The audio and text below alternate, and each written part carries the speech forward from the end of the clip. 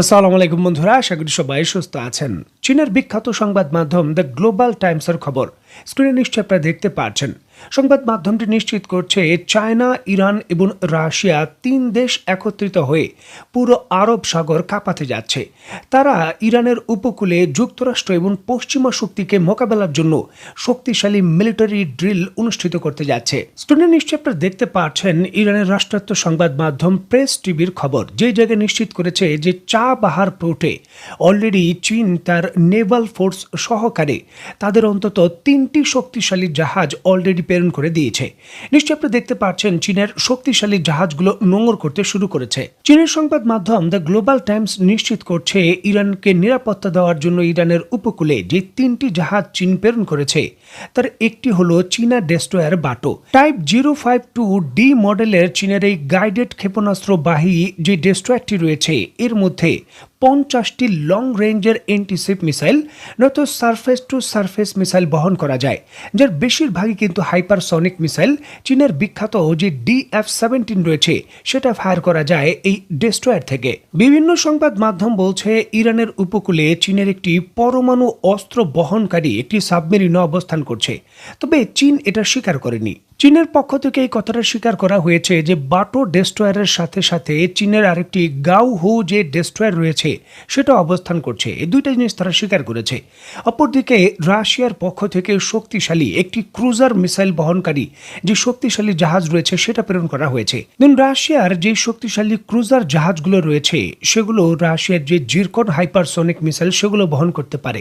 সেগুলো কিন্তু 2 থেকে 2,500 কিলোমিটার রেঞ্জ। এখন প্রশ্নটা হলো, মাত্র কিছুদিন পূর্বেই ইরানের উপকূলে শক্তিশালী মিলিটারি ড্রিল করেছে ইরান এই তিন দেশের সঙ্গে। এখন নতুন করে আবার কেন হঠাৎ করে চীনের এত শক্তিশালী যুদ্ধজাহাজ এবং রাশিয়ার যুদ্ধজাহাজ অনির্দিষ্টকালের জন্য ইরানের উপকূলে থাকবে এমনটা ঘোষণা দিয়েছে? দেখুন, এই সকল কিছুর মূলেই রয়েছে পরিস্থিতি মোটেও ভালো নয়।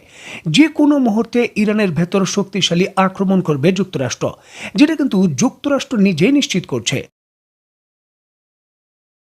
আপনারা নিশ্চয়ই অবগত আছেন, গতকালকের একটি ভিডিওতে আপনাদের আমি জানিয়েছিলাম যে যুক্তরাষ্ট্র ইরানকে পরমাণু বিষয়কে কেন্দ্র করে আলোচনায় বসবে এমন চিঠি দিয়েছে। যুক্তরাষ্ট্রের প্রেসিডেন্ট ডোনাল্ড ট্রাম্প এমনটা দাবি করেছেন, যেটা অস্বীকার করেছে ইরান যে আমাদের কাছে কোনো চিঠি পৌঁছায়নি। বিষয়টিকে কেন্দ্র করে আপনাদের আমি বিশ্লেষণে বলেছিলাম যে এটি হলো ইরানে চূড়ান্ত হামলার যে শেষ পদক্ষেপ রয়েছে আইনিভাবে অনুমতি নেওয়ার সেটার পদক্ষেপ।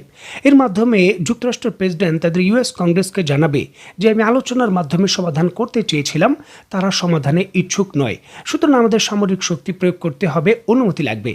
দেখুন, যুক্তরাষ্ট্রের প্রেসিডেন্ট নিজের ক্ষমতা বলে হতে পারে যে অন্য দেশের ভেতর 2-1টি এয়ার স্ট্রাইক বা 2-1টি ছোট ছোট হামলা করতে পারেন, তবে সর্বাত্মক যুদ্ধে কখনোই যুক্তরাষ্ট্র ইউএস কংগ্রেসের অনুমতি ব্যতীত জড়াতে পারবেন না। এখন যেমনটা ডোনাল্ড ট্রাম্প ক্ষমতায় এসে সুদানের ভেতর এয়ার স্ট্রাইক বা হামলা করে দিয়েছেন, এখন সুদানের ভেতর হামলা আর ইরানের ভেতর হামলা দুইটা এক জিনিস নয়। ইরানের ভেতর যখনই হামলা হবে যুক্তরাষ্ট্রের, তখনই শক্তিশালী প্রতিক্রিয়া শুরু হবে। মানে যুক্তরাষ্ট্রের তার যে শক্তি রয়েছে সেটা ব্যবহার করতে হবে, আর এর জন্য অনুমতি দরকার। আর এই জন্যই কিন্তু এই খেলাটা শুরু করেছে যুক্তরাষ্ট্র। আর এই কথা আমি বলছি না, স্বয়ং যুক্তরাষ্ট্রের প্রেসিডেন্ট মিস্টার ডোনাল্ড ট্রাম্প এই কথা স্বীকার করেছে। আন্তর্জাতিক সংবাদ মাধ্যমের বরাত দিয়ে স্ক্রিন নিশ্চয়ই আপনারা দেখতে পাচ্ছেন বাংলাদেশের সংবাদ মাধ্যম এটাকে প্রধান সংবাদ শিরোনাম করেছে। বাংলাদেশের সংবাদ মাধ্যম ইত্তেফাকের সংবাদ এটা। আলোচনায় না বসলে ইরানে হস্তক্ষেপ করবেন ট্রাম্প। সরাসরি তিনি বলেছেন, আমি যে চিঠি দিয়েছি এই চিঠির অনুসারে যদি ইরান তার পরমাণু স্থাপনা বন্ধের জন্য আলোচনায় না বসে তাহলে আমি সামরিক হস্তক্ষেপ করব। সরাসরি তিনি ঘোষণা দিয়েছেন। এবং স্ক্রিন নিশ্চয়ই আপনি দেখতে পাচ্ছেন ইসরায়েলের সংবাদ মাধ্যম দ্য টাইমস অফ ইসরায়েল কিন্তু এটার সংবাদ শিরোনাম করেছে যে ইরান যুক্তরাষ্ট্রের হামলা থেকে বাঁচার জন্য বা তাকে মোকাবেলা করার জন্য রাশিয়া এবং চীনের সহযোগিতা নিয়েছে, যার জন্য রাশিয়া এবং চীনের যে যুদ্ধ জাহাজ রয়েছে বর্তমানে সেটা ইরানের উপকূলে।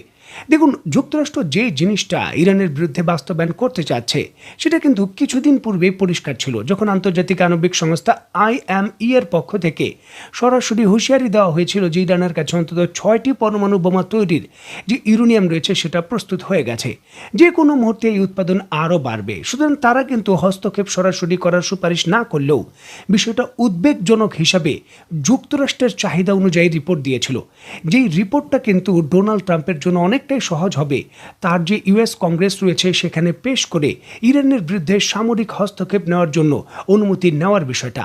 তবে এখানে একটা জিনিস পরিষ্কার, ইরানের ভেতর হামলা এবং এই সার্বিক পরিস্থিতি যতটা সহজ যুক্তরাষ্ট্র এবং তার মিত্র ইসরায়েল মনে করছে ততটা সহজ হবে না। পুরো পৃথিবীকে কাঁপিয়ে দিবে এই যুদ্ধক্ষেত্র। দেখুন, কে হারবে, যুক্তরাষ্ট্র হারবে না ইরান জিতবে সেটা পরের বিষয়। তবে এই যুদ্ধক্ষেত্র পুরো পৃথিবীর মানুষের অর্থনীতি এবং সার্বিক যে মূল্যস্ফীতি সেটাকে আরও ঝুঁকিতে ফেলতে চলেছে। যদি যুক্তরাষ্ট্র ইরানের পরমাণু স্থাপনাগুলোয় হামলা চালায় এবং পাল্টা প্রতিক্রিয়ার সাথে সাথে ইরান দেখায়, তাহলে মাত্র 3 দিনের ভেতরই পুরো মধ্যপ্রাচ্যের ভেতর খাবার পানির তীব্র সংকট দেখা দেবে। খাবার পানি আর থাকবে না। বন্ধুরা, এই কথা আমি বলছি না, খুদ কাতারের যিনি পররাষ্ট্র মন্ত্রী রয়েছেন সংবাদ সম্মেলন করে তিনি এমনটা দাবি করেছেন। যদি ইরানের দক্ষিণাঞ্চলীয় যে বুশেহর শহর রয়েছে সেখানে পরমাণু স্থাপনায় যদি ইরানের হামলা হয়, তাহলে কাতার এবং ইরানের মধ্যকার যে পানি রয়েছে তার কি অবস্থা হবে? পশ্চিমা মিডিয়া যখন এই প্রশ্ন করে, এর উত্তরে কাতারের শেখ মোহাম্মদ আল থানি, যিনি কাতারের প্রধানমন্ত্রী এবং পররাষ্ট্রমন্ত্রী, তিনি তার জবাবে বলেন, সেরকম কিছু হলে পানিতে এত উচ্চ মাত্রার দূষণ হবে, ফলে পরিবেশগত বিপর্যয় দেখার সাথে সাথে গোটা পারস্য উপসাগরে পানি দূষিত হয়ে যাবে, আর কোনো পানি থাকবে না। কাতারের প্রধানমন্ত্রী হুঁশিয়ারি দিয়ে তার বক্তব্যে আরও বলেন, পারস্য উপসাগরের কয়েকটি দেশ হয়তো প্রচণ্ড আগ্রহী ইরানের পরমাণু স্থাপনায় হামলার ক্ষেত্রে, তবে এটা তাদের জন্য একটা ভয়াবহ বার্তা বয়ে আনবে। এটা শুধু কাতারের ক্ষেত্রেই যে ঘটবে যে পানি দূষিত হয়ে যাবে বিষয়টা এরকম নয়। এর সাথে সাথে কুয়েত, সংযুক্ত আরব আমিরাত, সৌদি আরব, বাহরাইন সহ এই উপকূলের যত দেশ রয়েছে সকল দেশের পরিণতি একই হবে। সুতরাং এই জিনিসটা আমাদের ভেবে চিনতে তারপর উত্তর দেওয়া উচিত। একজন মার্কিন কংগ্রেসম্যান ওই বৈঠকে ইরানের সঙ্গে সম্পর্ক ছিন্ন করার জন্য কাতারকে আহ্বান জানান।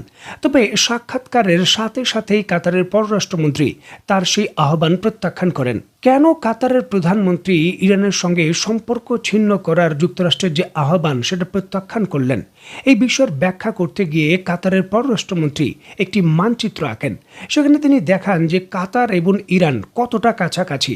সুতরাং প্রত্যাখ্যান করা বা না করা তার জন্য কোনো কিছু আসে আর যায় না।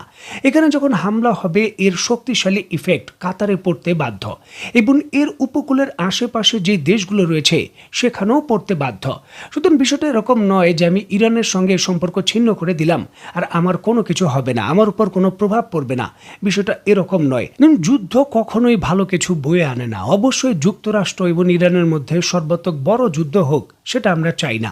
তবে ইসরায়েলকে নিবৃত্ত করার জন্য বা ইসরায়েলের যে কাহিনী রয়েছে সেটা শেষ করার জন্য যদি সর্বাত্মক যুদ্ধ অবধারিত হয়ে থাকে, তাহলে এখানে আমাদের আর কোনো কিছু করার নেই। ভাগ্যকে অবশ্যই আমাদের বিশ্বাস করতে হবে এবং ভাগ্যকে মানতেই হবে। তোমাদের অত্যন্ত গুরুত্বপূর্ণ এই ঘটনা প্রবাহকে কেন্দ্র করে যখনই নতুন কোনো রিপোর্ট আসবে সাথে সাথে আপনাদের আমি জানাতে চেষ্টা করব। সেই পর্যন্ত সবাই ভালো থাকবেন, সুস্থ থাকবেন এবং বাংলাদেশকে ভালোবাসবেন। আল্লাহ হাফেজ।